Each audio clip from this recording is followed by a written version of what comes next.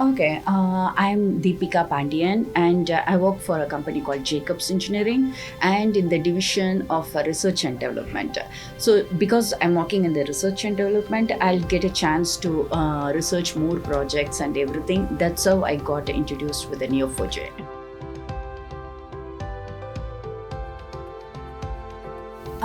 First, when I'm basically like with 20 years of experience in the software development, 18 years I'm like a SQL developer.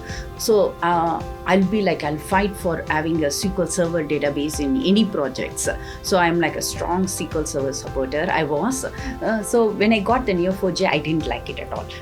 I was like, what is this? The concept is different.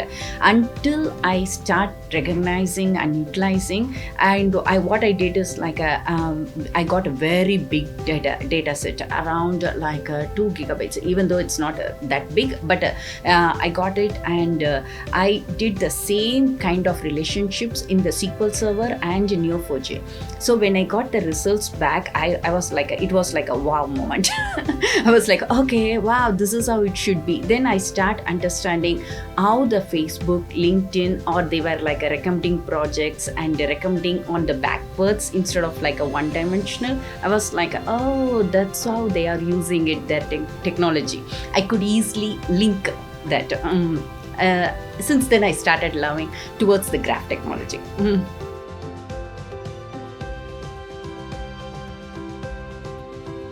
Interesting is was like it was not at all planned.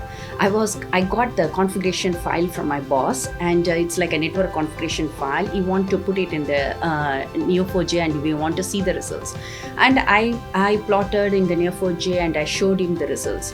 The moment he looked at it, he was like, no, this system should not link with this one. I was like, no, I didn't do anything. The graph is plotting me. There is a relationship between this system to the system A.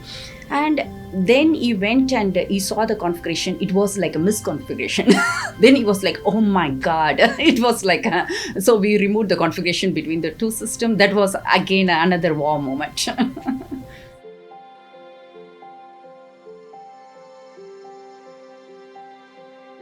I'll try to turn the SQL Server into the graph technology. Like using the nodes instead of saving everything in the rows and columns and having lots of indexes, and instead of having the lots of different where conditions.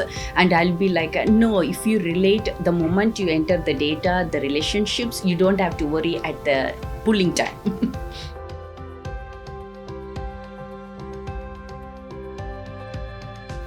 Neo4j is like the speed, the accessibility, and I wouldn't, it will give me the results which I haven't thought about it. That's the amazing part. Like I'd be thinking of like exactly I said like oh, this system has this IP addresses, it will plot another IP addresses. I will be like, what? Then that's a surprising things. It and the relationships, how easily it makes. That's an interesting part of Neo4j.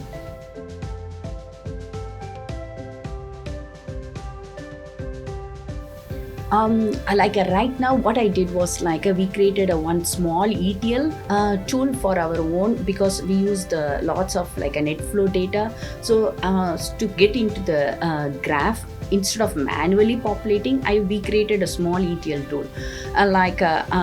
So I thought like I'm going to work with the ETL tool a lot. But today when I saw that they are developing one ETL tool, I was like, wow. So I think we are going to use the ETL tool of Neo4j.